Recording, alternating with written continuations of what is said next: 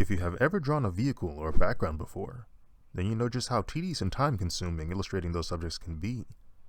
Because I, Aziz Draws, like to make detailed pieces, it is no surprise that several hours of my life was consumed from illustrating the vehicle in my Power Rangers Lightspeed rescue drawing, and the landscape of Miranoi for my Power Rangers Lost Galaxy drawing. It has been years since I drew a car, so the main focus for my Lightspeed rescue illustration was to have the Rangers interact with their Lightspeed rescue rover, a customized Humvee the Rangers drive around Mariner Bay. Just by looking at the vehicles and its peripherals, I knew I would be in for some tedious, very extensive amount of work. Little did I know, however, that drawing this vehicle along with the Rangers would take me over 75 hours to complete. Actually, perhaps a part of me knew, perhaps a part of me was well aware of the time I would spend on this drawing. I recall a hint of hesitation in the beginning phases of my drawing process, making thumbnail sketches that didn't have the vehicle present to see if people preferred those compositions. However, the rover prevailed, and there was nowhere to run. This vehicle would be drawn. Clip Studio Paint has some awesome ruler tools though, and they were instrumental in helping me sketch out the vehicle in the correct perspective.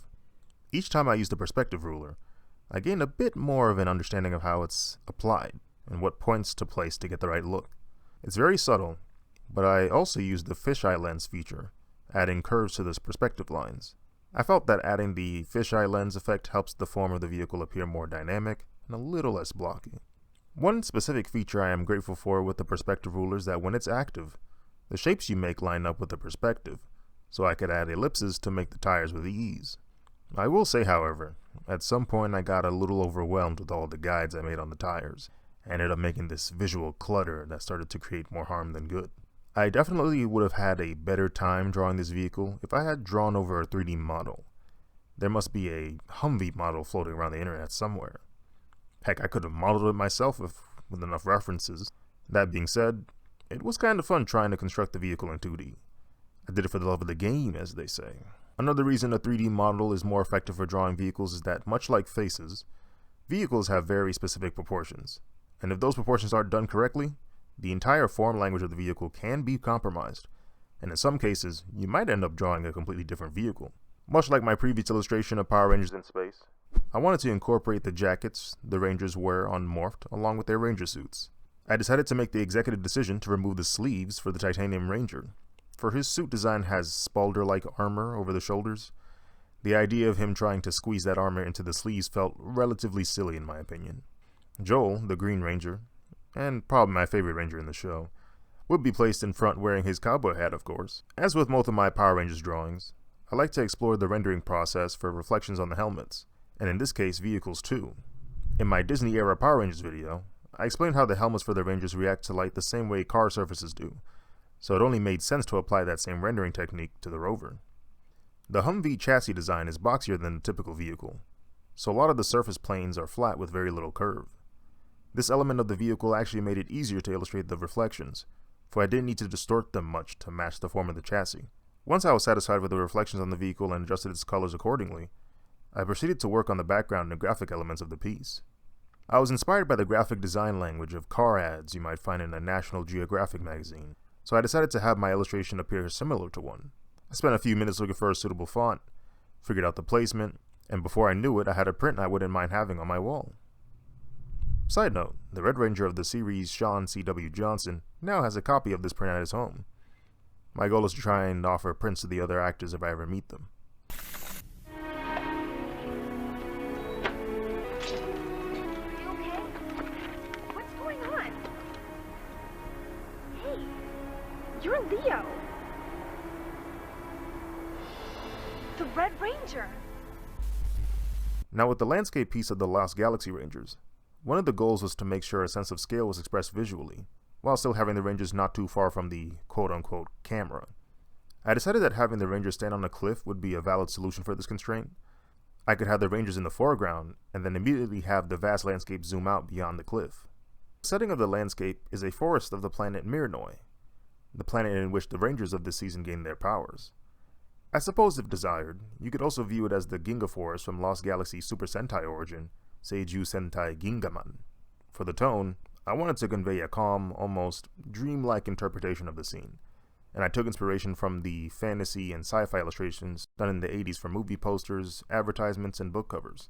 Normally, my illustrations include line art, but I knew if I wanted to recreate that older poster look, it would be better for me not to include it this time around. Removing the line art meant that more focus on the values and shadows would be needed. However, I did save hours of work time I would have spent on drawing the lines. One problem I came across was some areas of the subjects would be separate parts but have the same color. In areas like this, I would either draw a slightly darker sharp line, or make the values contrast sharply where needed to make the form easily readable. Funnily enough, this was how I used to do a lot of my digital illustrations back in 2018 and 2019, when I was still getting a hang of my intuos. I would apply all of my flat colors, and then hatch away to my heart's content to create values for my drawings. If you ever feel like you're not progressing in your art journey, just look at your old art and see how far you've gone. The results may shock you. Personally, I enjoy the color scene during the late afternoon golden hour, and I felt that time of the day fit the mood I was going for. The sign of the day nearing its end, a melancholic but peaceful resolution to the ranger's efforts. Developing the golden hour look meant using warm colors for the highlights and values of the subjects, so a lot of reds, yellows, and purples are present. Leo, the Red Ranger, is the main focal point of this piece, so I decided to choose him as the first subject to figure out the placement of the lighting and shadows. Every other subject in the piece follows suit with the light direction based off what was established with Leo. Regarding the light source, I decided to place the sun for Miranoid to the right of the composition. This light direction aided in separating the subjects from each other because I could add strong highlights on the edges of the shapes, making it easier to read what the viewer is looking at. Now, I know I definitely could have saved some time working on the ground by using a brush that looks like blades of grass, but I just didn't feel like searching for one or making one by the time I reached this part of the drawing. I suppose I have the bragging rights to say that every blade of grass was drawn by yours truly, though. Illustrating the rest of the background wasn't super difficult, for most of the forest was far enough away that having a high amount of detail was not necessary. When working in landscapes, and honestly all subjects in illustration, the shape language takes priority. If the shapes are easy to read and are captivating, or at the very least pleasant, then the details can help complement those shapes. The clouds, for example, help prevent the sky from being too plain, and even help visualize perspective with the lower clouds becoming slimmer than the clouds above. Some color adjustments were added once the groundwork for the rendering was completed, and a few small details helped finalize the piece. Some of you that watch Lost Galaxy may remember the lights of Orion. I chose to include the lights after a viewer brought them up during the live stream. Also, I live stream. To maintain that dreamlike vibe, I simulated the film effect known as halation, an effect where bloom appears where strong highlights are present, and even added a large but subtle lens flare from the sunlight, along with smaller ones reflecting off the Ranger helmets and sabers. After, let's do the math here. 75 hours of trusting the process. Here's the final result of my Power Rangers Lost Galaxy illustration. Admittedly, I'm not a big fan of the Ranger designs from Lost Galaxy, save for the Magna Defender, but I did like the idea of making a landscape piece incorporating them. So, after 150 plus hours of combined work time with these pieces, let me know what you think of them.